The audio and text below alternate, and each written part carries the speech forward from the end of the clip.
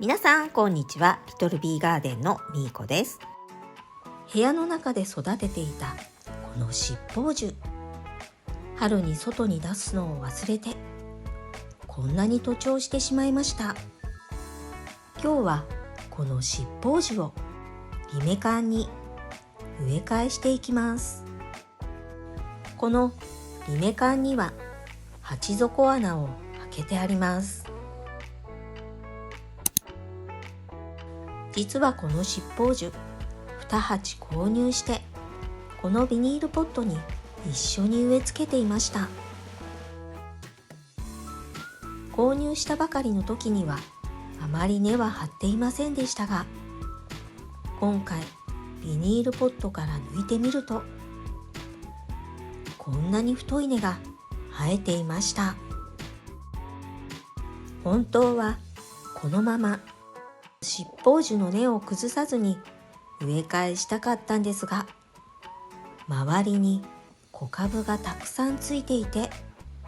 少しスペースを取り植え付けたかったので、今回はあえて根を崩して植え替えすることにしました。ちなみにこの七宝樹とグリーンネックレスを掛け合わせてできたのがドルフィンネックレスなんです。イルカが跳ねているような可愛らしい葉をしていて、育てている方も多いのではないでしょうか。そしてこの七宝樹がグリーンネックレスと同じセネシオ属なのには驚きです。小さめの株をすべて外し終えたので、今度はいよいよこの大きめの株を外していきます。徒長していて節部分が細くなっていたので半分に折ってみました。可愛らしい葉もたくさんついていたんですが、水切れで葉が枯れてしまいました。枯れた葉は取り除いておきます。ついでに高さを揃えるために他の株もカットしておきます。鉢も大きくなるので増やすのにはちょうど良かったです。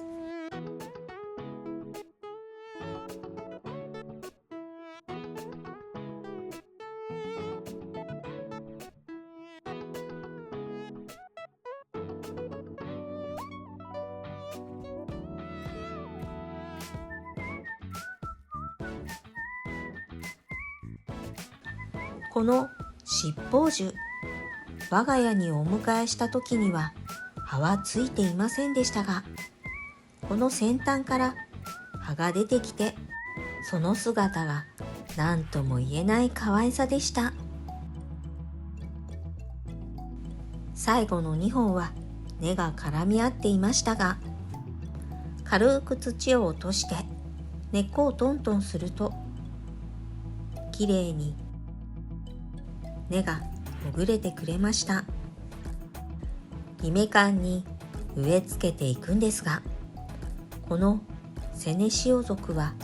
お水が大好きな多肉です。なので今回は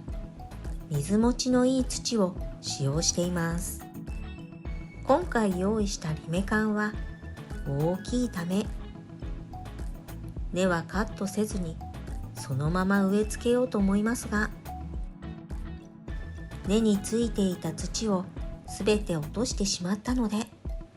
これからの暑さに耐えてくれるか少し心配です。根と根の間にしっかり土が入るようにピンセットで土をつついて根と土をなじませておきます。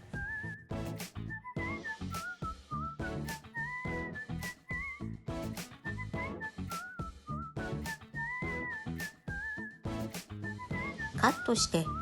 株分けした苗は土に刺すだけなので簡単です。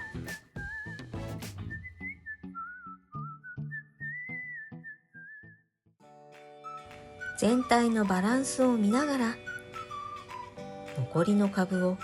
植え付けていきます。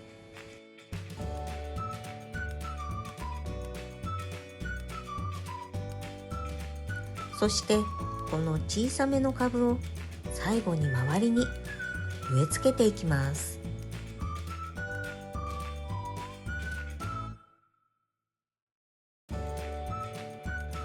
この七宝樹は小吹きも良くて、小さなポットでもたくさんの小カブちゃんが周りに出ていました。その小カブにはすでに根っこも生えていて、これからの成長が楽しみです。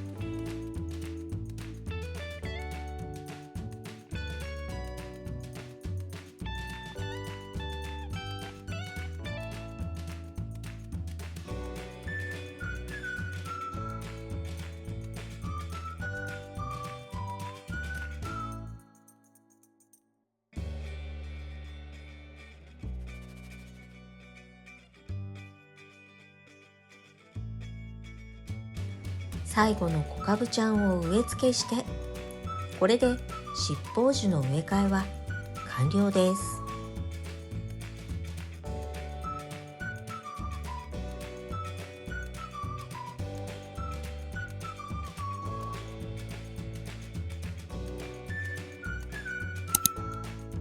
そしてもう一つ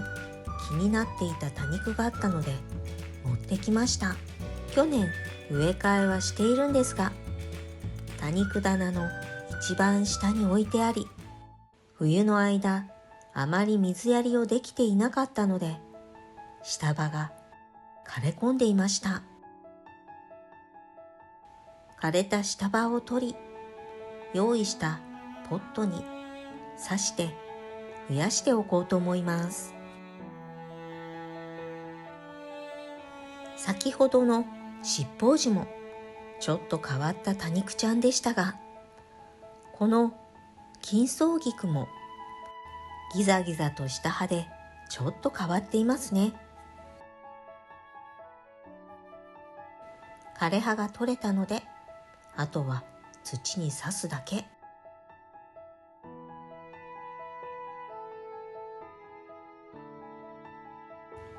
これだと少し寂しいので、もう何本かカットしておくことにしました。実はこの金層菊をカットしてから増やし方を調べてみたんですが、カットして挿し木をするのはあまり良くないみたいです。多肉植物はカットして土に挿しておきさえすれば増えてくれると思っていたのは大間違い？とりあえず今回はカットして挿しているので、このまま順調に成長してくれるのか見守っていきたいと思います。ちなみに植え替えをするときは根を崩さないように植え替えした方がいいそうです。もう一つご紹介したいのはこの桜龍です。葉の形がとても変わっていますよね。こんな多肉ちゃんもあるんです。金層菊の増やす作業も完了です。果たしてちゃんと成長してくれるのか心配ですが、親株の方はカットしてすっきりしましたね。はい、ということで今日はこの七宝樹の植え替えと増やす作業、そして金層菊を増やしていきました。その他にも少し変わった多肉ちゃんもご紹介していきました。いかがでしたでしょうか。皆さんの育てている変わった多肉ちゃんをぜひコメントしていってくださいね。この動画が良かったなって思っていただけたら、高評価とチャンネル登録をよろしくお願いします。今日も最後までご視聴ありがとうございました。それでは次の動画でお会いしましょう。またね。